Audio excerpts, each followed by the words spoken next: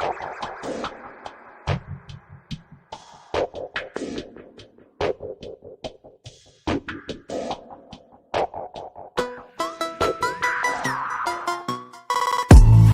everyone. Welcome to our YouTube channel.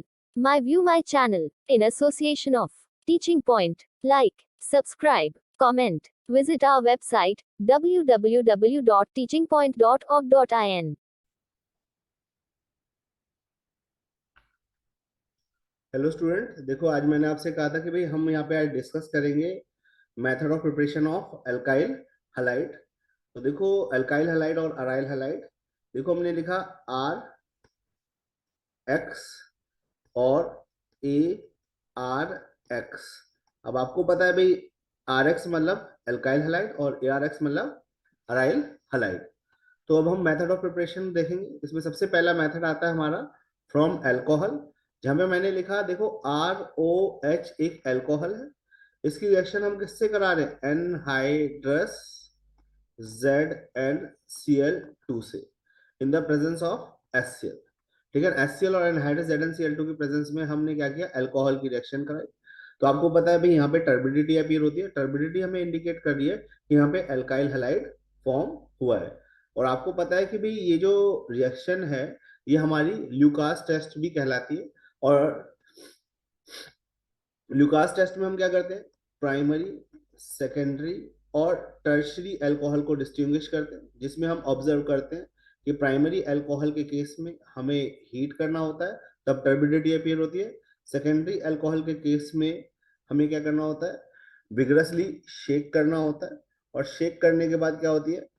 Turbidity appear होती है। और टर्शरी के केस में इमीडिएटली टर्बिडिटी अपीयर हो जाती है। तो यहाँ पे ये रिएक्शन कहाँ पे होती है? That reaction is takes place at room temperature.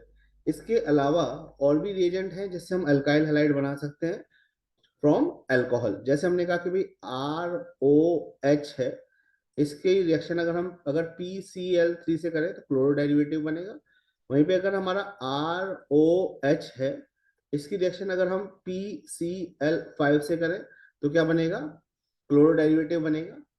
Similarly अगर हम यहाँ पे कहें ROH, दैट इज अल्कोहल है, इसकी रिएक्शन किससे कराएं?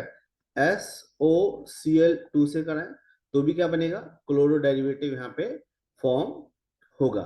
ठीक है ना।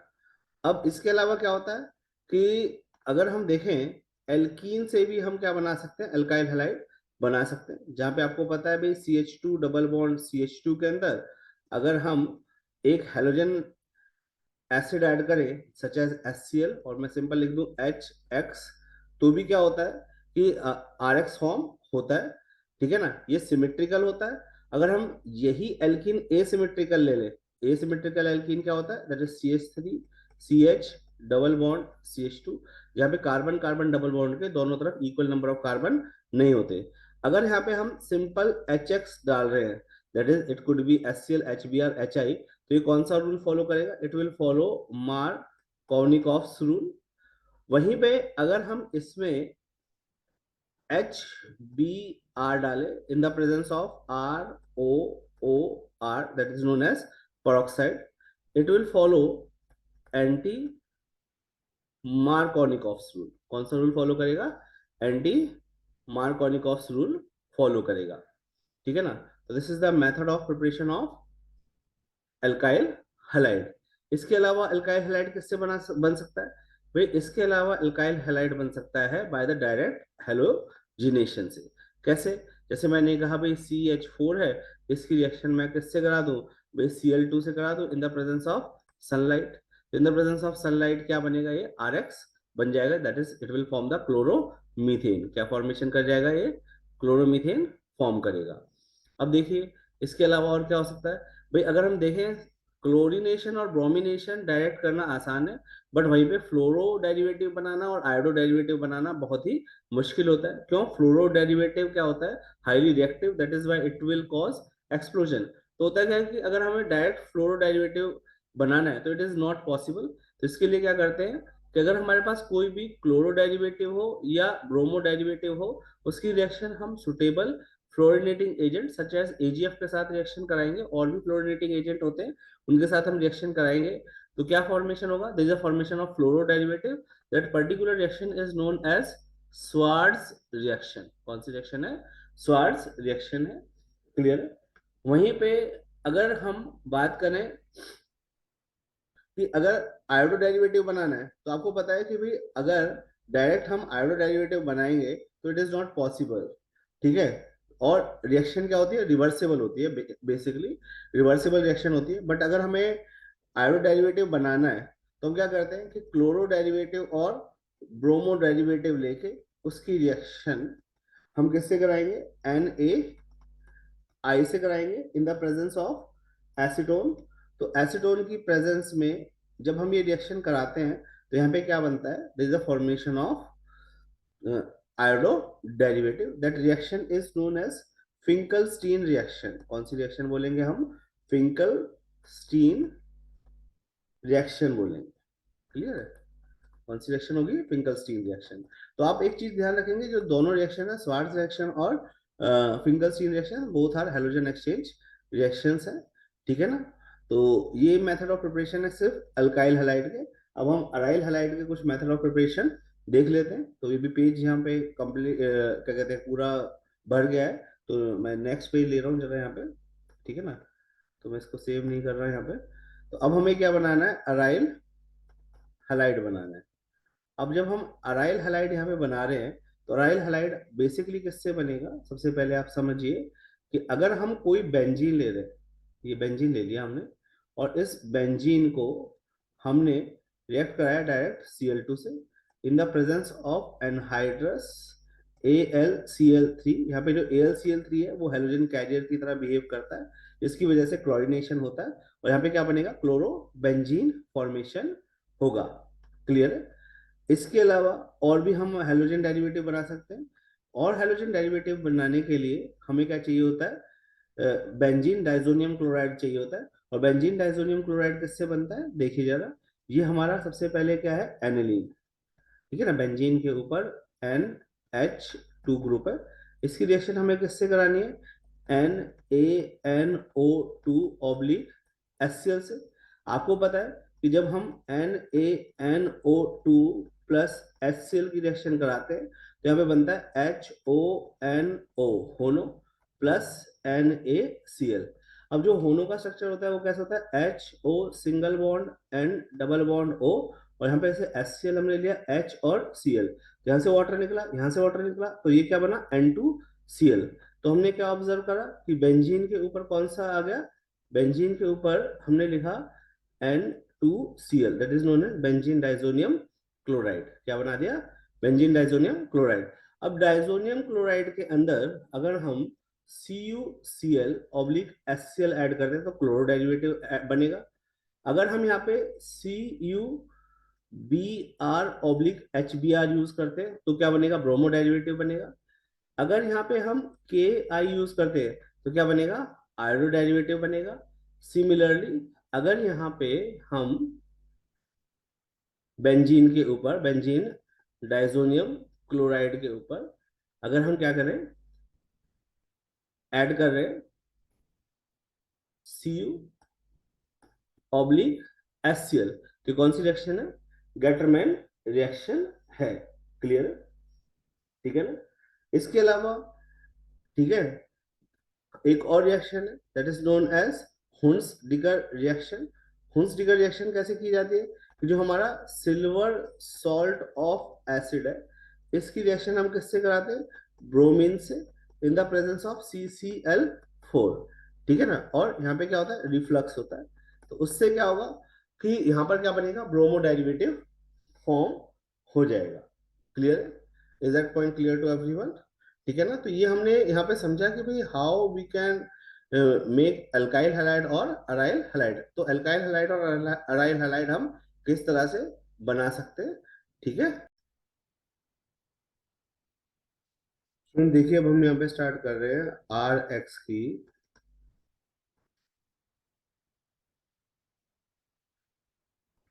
Chemical properties. तो केमिकल प्रॉपर्टी में जो सबसे पहली इसमें प्रॉपर्टी हम पढ़ते हैं वो है न्यूक्लियोफिलिक सब्स्टिट्यूशन रिएक्शन और SN रिएक्शन। आपको पता है भाई एसएन रिएक्शन में होता क्या है कि सपोज हमने कहा कि आर एक्स है, इसकी रिएक्शन हम एक सुटेबल न्यूक्लियोफाइल से करते हैं। अगर यहाँ पे जो न्यूक्लियोफाइल है वो स्ट्रोंगर है, तो इस आर एक्स को में से एक्स को डिस्प्लेस कर देगा और खुद उसकी पोजीशन ले लेगा और एक्स को रिलीज करा देगा। क्लियर है? तो कौन सी रिएक्शन होगी? Nucleophilic substitution reaction. तो न्यूक्लियोफिलिक सब्स्टिट्यूशन रिएक्शन में क्या होता है कि जब हम आर एक्स की रिएक्शन के ओ एच एक्वस से करते हैं, तो यहाँ पे क्या फॉर्मेशन होता है? R O H, the formation of alcohol is takes place. वहीं पे अगर हम इस एल्काइल हैलाइड के साथ आर ओ एन ए से रिएक्शन करते हैं, तो ये एन ए और ये एक्स क्या रिलीज होता है? एन ए एक्स रिलीज होगा। अब इस एन एक्स के रिलीज होने से क्या बनेगा? इसको मैं आर डैश ले लेता हूँ, तो क्या प्रोडक्ट बनेगा? R O R dash. ठीक है ना? क्या बन जाएगा? ईथर बन जाएगा। और कौन सा ईथर बनेगा? एसिमेट्रिक ईथर फॉर्म होगा। क्लियर है? अब एक और पॉइंट यहाँ पे देखते हैं कि अगर इसी आर एक्स को अगर हम एन एच थ्री से रिएक्शन कराएं, तो ये क्या बनता है? पहले यहाँ पे आर एन एच टू। इस आर एन एच टू में अगेन हम आर एक्स ऐड कर दें, तो ये बनता है आर टू एन एच। अब इस आर टू एन एच में अगर हम आर एक्स अगेन ऐड कर दें, तो ये बनाता है आर थ्री एन। ये कौन सा अल्कोहल है? प्राइमरी है, ये सेकेंडरी है, और ये कौन सा है? टर्शरी। ये क्या बनेगा? प्राइमरी अमीन, सेकेंडरी अमीन, और ये कौन सा अमीन बनेगा? टर्शरी अमीन फॉर्मेशन होगा। क्लियर है? तो यहाँ पे भाई पहले केस में बना अल्कोहल, दूसरे में ईथर, तीसरे में अमीन। कौन कौन से? प्राइमरी, सेकेंडरी और टर्शरी अमीन। यहाँ पे जो इंपॉर्टेंट पार्ट आता है वो आता है रिएक्शन बिटवीन केसीएन और एजीसीएन। आपको पता है कि केसीएन क्या होता है? आयनिक है। और एजीसीएन क्या होता है? कोवलेंट। क्लियर है? तो होता क्या है कि जब हम केसीएन की बात करते हैं तो के प्लस सी माइनस, तो यहाँ पे जो अटैकिंग एटम होता है वो कार्बन होता है, जिसकी वजह से यहाँ पे प्रोडक्ट फॉर्मेशन होगा R C N, that is nitrile. AgCl में जो अटैकिंग एटम होता है वो नाइट्रोजन होता है, जिसकी वजह से प्रोडक्ट यहाँ पे बनता है R N C, that is known as isocyanide formation होगा। इसी की तरह और रिएजेंट भी है जिसमें हमने कहा के एन ओ टू और ए जी एन ओ टू। जो के एन ओ टू है वो आयनिक है, और ए जी एन ओ टू क्या है? कोवलेंट। AgNO2 में जो अटैकिंग एटम होगा वो नाइट्रोजन होगा, जिसकी वजह से जो प्रोडक्ट फॉर्मेशन बनेगा वो क्या होगा? RnO2। यहाँ पे अटैकिंग एजेंट कौन होगा? ऑक्सीजन। तो यहाँ पे प्रोडक्ट क्या होगा? RON double bond O। तो यहाँ पे बनेगा नाइट्रो एल्केन, और यहाँ पे बनाएगा एल्काइल नाइट्राइट। क्या फॉर्मेशन होगा? Alkyl nitrite. So these are the major SN reactions. ठीक है ना? इसके बाद देखो हम डिस्कस करने वाले हैं इल्यूमिनेशन रिएक्शन। ठीक है? उसके लिए हम क्या करते हैं? इल्यूमिनेशन रिएक्शन के लिए हम एक नया पेज ले लेते हैं। ठीक है? हम एक नया पेज ले लें, तो हमने नया पेज ले लिया। अब इल्यूमिनेशन रिएक्शन में क्या होगा? इल्यूमिनेशन रिएक्शन में भाई जो इल्यूमिनेशन रिएक्शंस होती हैं, इल्यूमिनेशन में हम जनरली जो रिएक्शन पढ़ेंगे वो होगी बीटा इल्यूमिनेशन रिएक्शन। कौन सी होगी? बीटा इल्यूमिनेशन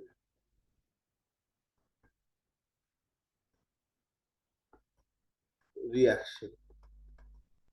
जो बीटा इलिमिनेशन रिएक्शन होगी उसमें हम क्या डिस्कस करेंगे? देखिए, हम यहाँ पे एग्जांपल ले रहे हैं एक एल्काइल हैलाइड का, CH3CH2Cl। ये एल्काइल हैलाइड है।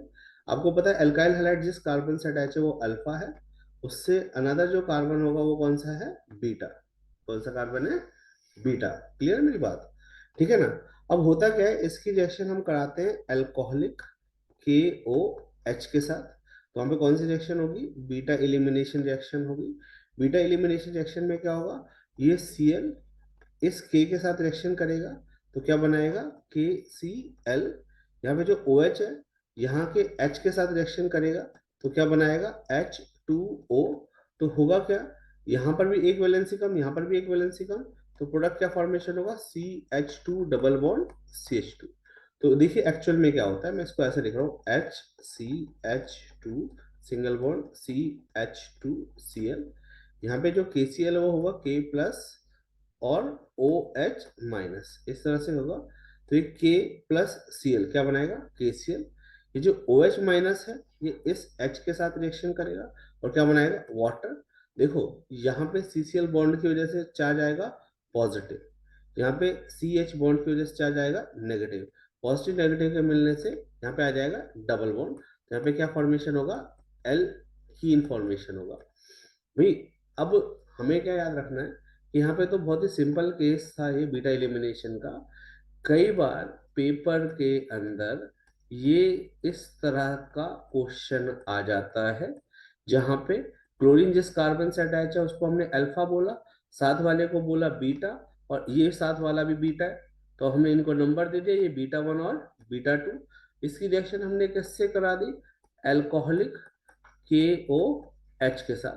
तो आपको पता है बीटा एलिमिनेशन होगा तो भी एक तो बीटा 1 से एलिमिनेट हो सकता है या बीटा 2 से, बट हमें फाइंड आउट करना है मोस्ट फेवरेबल कौन सा है। तो मोस्ट फेवरेबल कौन सा होगा, बीटा 2 वाला होगा। क्यों, क्योंकि ये सेट्सएप रूल फॉलो होता है जिसमें हम बोलते हैं पुअर बिकम पुअरर, जो गरीब आदमी है उसको और गरीब कर देना है। तो भाई अगर हम देखें बीटा 1 और बीटा 2 में से सबसे कम हाइड्रोजन किसके पास है, बीटा 2 के पास हो रहे हैं। तो जब भी इस तरह क्वेश्चन आएगा तो आपको एक ही बात याद रखनी है, पुअर बिकम पुअरर, जो गरीब है उसको और गरीब करना है। क्लियर है। तो उस वाले केस में क्या होगा, आपका ये प्रोडक्ट फॉर्मेशन होगा जिसको हमने नाम दिया है क्या, ब्यूट टू इन नाम दिया है। क्या नाम दिया है, ब्यूट टू इन। ठीक है ना। तो ये हमारी एलिमिनेशन रिएक्शन हो गई है। सिमिलरली यहाँ पे हम एक और रिएक्शन याद करेंगे, that is a reaction with metals. इसके साथ रिएक्शन कराएंगे, रिएक्शन विद मेटल्स। तो रिएक्शन विद मेटल में यहाँ पे दो इंपॉर्टेंट रिएक्शंस हैं। देखो मैं जरा पेज चेंज कर लेता हूँ, एक सेकेंड। ठीक है, तो अब हम प्रोसीड करते हैं आगे। भाई एज पर एनसीईआरटी दो इंपॉर्टेंट रिएक्शन है reaction with metal, that is with metals. दो रिएक्शन है। अब आप देखिए दो रिएक्शन हम किस तरह से करेंगे। अब देखिए सबसे पहले हम यहाँ पे क्या कर रहे हैं, जो हमारा CH3CH2Br है, कोई भी अगर हमारा एल्काइल हैलाइड है, इसकी रिएक्शन हम किससे करा रहे हैं, मैग्नीशियम से करा रहे हैं इन the presence of De, that is dry ether. तो ये क्या फॉर्मेशन करेगा, CH3CH2Mg और Br। यहाँ पे जो रिएक्शन होगी वो कौन सी रिएक्शन होगी, this is formation of Grignard reagent होगा। आपको पता है ग्रिग्नार्ड रिएजेंट में जो मैग्नीशियम मेटल है वो कार्बन के साथ अटैच है, मैग्नीशियम की इलेक्ट्रोनेगेटिविटी कार्बन से क्या होती है, कम होती है। तो भाई यही एक ऐसा रिएजेंट है जहाँ पे एल्काइल ग्रुप पे स्लाइटली नेगेटिव चार्ज आता है और Mg पे पॉजिटिव। अदरवाइज किसी और रिएजेंट में आप देखेंगे कि एल्काइल हैलाइड पे नेगेटिव चार्ज नहीं आएगा। ये ड्राई ईथर की प्रेजेंस में ही बनाया जाता है। क्यों, क्योंकि अगर इस ग्रिग्नार्ड रिएजेंट को पानी मिल जाए तो जो वाटर है क्लीवेज वाला बॉन्ड होगा, इसको मिलेगा H, इसको मिलेगा OH। तो प्रोडक्ट क्या फॉर्मेशन होगा, तो formation of CH3 single bond CH3 plus MgOH और Br फॉर्मेशन हो जाएगा। तो इसका मतलब क्या है, जो ग्रिग्नार्ड रिएजेंट यहाँ पे फॉर्मेशन हुआ है वो किस में कन्वर्ट हो जाएगा, एल्केन में। वहीं पे रिएक्शन विद सोडियम मेटल के साथ है अगली, ठीक है ना, जिसको हमने एक नेम रिएक्शन के फॉर्म में याद करना है, that is known as Wurtz reaction. कौन सी रिएक्शन है, वुड्स रिएक्शन। अब वुड्स रिएक्शन में क्या होगा कि जो हमारा RX है इसकी रिएक्शन हम ट्वाइस ऑफ Na से करेंगे, XR। ठीक है, तो क्या होगा, ट्वाइस ऑफ NaX, पहला प्रोडक्ट यहाँ पे रिलीज होगा, और साथ ही साथ क्या बनेगा, R R, that is known as alkane. इसकी खासियत क्या है कि हमेशा इवन नंबर ऑफ हाइड्रोकार्बन बनेगा।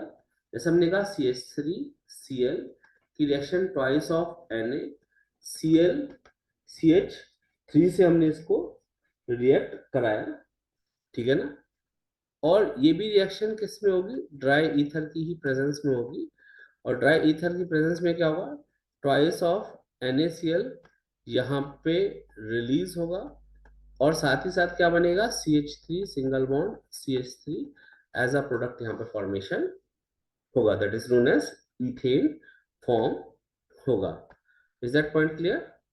तो नेक्स्ट हम यहाँ पे डिस्कस कर रहे हैं, that is chemical property of haloarenes, ठीक है। तो जरा ध्यान दीजिएगा, मैं जरा पेज चेंज कर रहा हूँ, ठीक है, टेक केयर, ठीक है, तो ध्यान दीजिएगा, ठीक है। तो पेज पता नहीं कहाँ का चले जाते हैं, एक सेकेंड।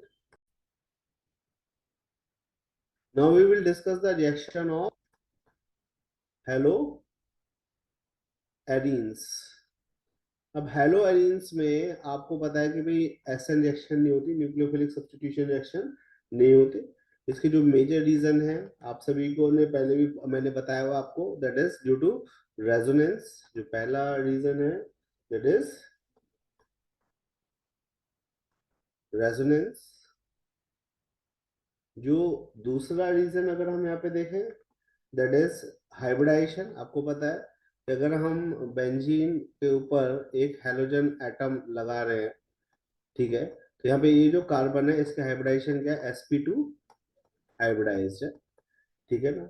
sp2 हाइब्रिडाइज होने की वजह से यहाँ पे क्या होता है कि पार्शियल डबल बॉन्ड कैरेक्टर आ जाता है, जिसको तोड़ना क्या होता है, बड़ा ही मुश्किल होता है।